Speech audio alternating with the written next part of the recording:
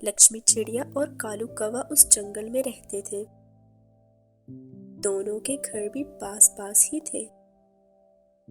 इन दिनों लक्ष्मी चिड़िया के अंडे होने वाले थे, जिस कारण उसकी तबीयत कुछ अच्छी न थी। वो बहुत परेशान थी क्योंकि जंगल में बरसात शुरू होने वाली थी। अगर जंगल में बरसात शुरू हो गई तो मैं क्या करूंगी?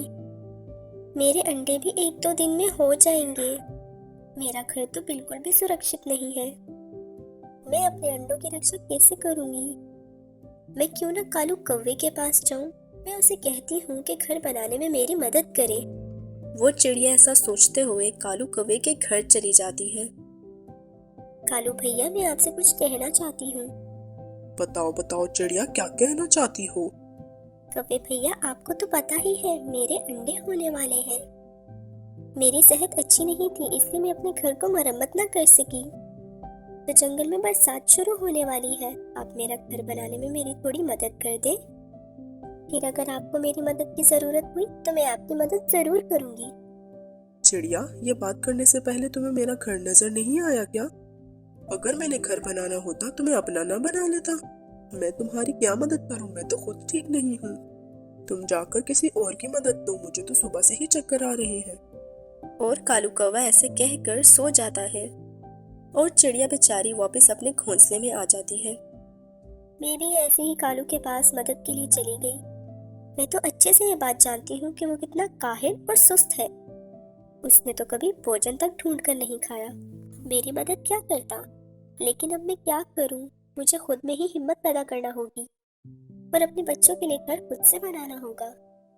और फिर वो चिड़िया अपने अंदर एक नई हिम्मत पैदा करती है और अपना घर बनाने का काम शुरू करती है। वो सारा दिन काम करती है और अपने लिए एक मजबूत घर बना लेती है। वो बहुत थक चुकी थी और अब उसकी सेहत भी कुछ ज्यादा ही खराब हो रही थी। शायद अब उसके अंडे होने ही वाले थे। और फिर रात हो जाती है और चिड़िया अपने घर में सुरक्षित होकर सो जाती है। अगली सुबह चिड़िया के अंडे भी हो चुके थे। वो बहुत खुश थी।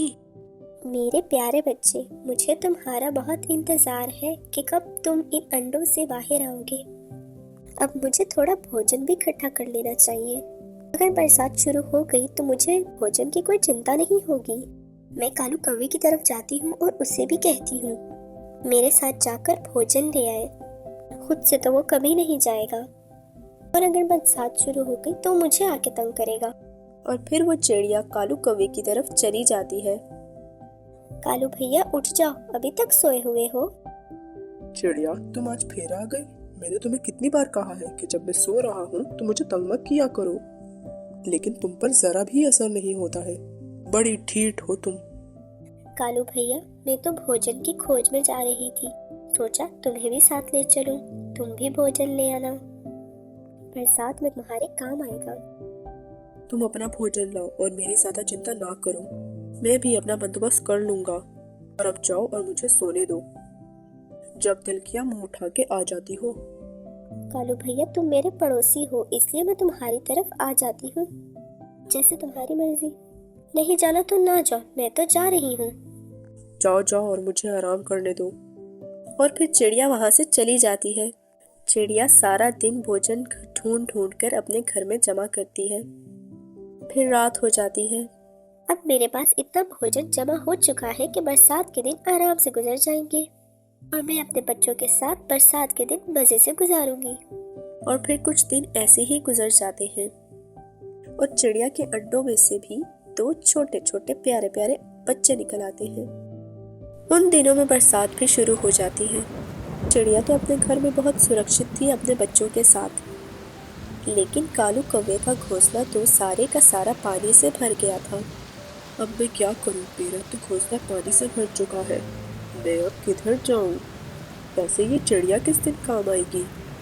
ऐसे तो हर समय मुझे पड़ोसी पड़ोसी कहती रहती है, तो आज इस मुश्किल समय में चिड़िया अपने पड़ोसी की जरूर मदद करेगी। और फिर कालू कौवा चिड़िया, मेरी प्यारी दोस्त, जरा दरवाजा तो खोलना, मैं बड़ी मुश्किल में हूँ। क्या बात है कालू? चिड़िया, मेरा घोंसला पानी से भर गया है। तुम तो मेरी बहुत अच्छी पड़ोसन हो, मुझे अपने घर में आने दो। मैं बस आज की रात ही रुकूंगा तुम्हारे घर और सुबह होते ही चला जाऊंगा। वो चिड़िया तो बहुत दयालु थी। उसे कालू कौवे पे बहुत दया आती है और वो कालू कौवे को अंदर आने देती है। चिड़िया, तुमने तो बहुत अच्छा घर बना लिया है और तुम्हारे बच्चे भी कितने सुंदर हैं। चिड़िया, अगर कुछ खाने को दे दो, तुम्हारा बहुत एहसान होगा मुझ गरीब पर। और फिर चिड़िया कालू कौवे को भोजन दे देती है, जिसे कालू कौवा खा कर तुरंत घोंसले में लेटकर सो जाता है। बाहर बारिश बहुत जोरों से हो रही थी और घर में कालू कौवा आरामदेह घोंसले में मज़े लेकर सो रहा था। और फिर चिड़िया अपने बच्चों को सुलाकर खुद भी सो जाती है और फिर सुबह हो जाती है। कालू भैया उठ जाओ, सुबह हो चुकी है। अब तुम यहाँ से चले जाओ। हाँ हाँ चिड़िया, मैं बस थोड़ी देर में चला जाऊंगा। वो क्या है कि कल सारा दिन बारिश में भीगा था, इस कारण मुझे बहुत ठंड लग रही है। बस थोड़ी तबीयत संभलेगी तो चला जाऊंगा। अच्छा, मैं बाहर किसी काम से जा रही हूँ, आप मेरे बच्चों का ख्याल रखना। हाँ हाँ चिड़िया, मैं रख लूंगा, तुम जाओ। और फिर चिड़िया चली जाती है। कालू कौवा चिड़िया का जमा किया हुआ सारा भोजन खा लेता है और सो जाता है। चिड़िया के बच्चे भूख से रो रहे, वो उन्हें डांट देता है। चुप कर जाओ, नहीं तो तुम्हें चील के हवाले कर दूंगा। चिड़िया के बच्चे वहीं डर के बैठ जाते हैं। थोड़ी देर बाद जब उनकी मम्मा आती है तो वो देखती है कि कौवा अभी तक सो रहा था और घर में मौजूद सारा भोजन भी वो खा चुका था। चिड़िया कौवे की सारी चालाकी समझ चुकी थी कि कौवा उसे बेवकूफ़ बना रहा है। अब मैं इसे अपने घर से निकाल के ही रहूँ। कौवे भैया ज़रा उठो, मैं तुम्हारे लिए ढेर सारे चावल लेके आई हूँ। वो बहुत वजनी है, तुम ज़रा उन्हें उठाकर घर के अंदर लेके आना। चावलों का सुनकर कौवे के मुंह में पानी आ जाता है। वो तुरंत घर से बाहर जाता है।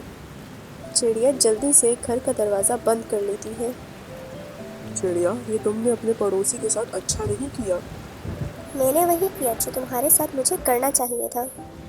और कौवा बारिश में भीगता रहता है।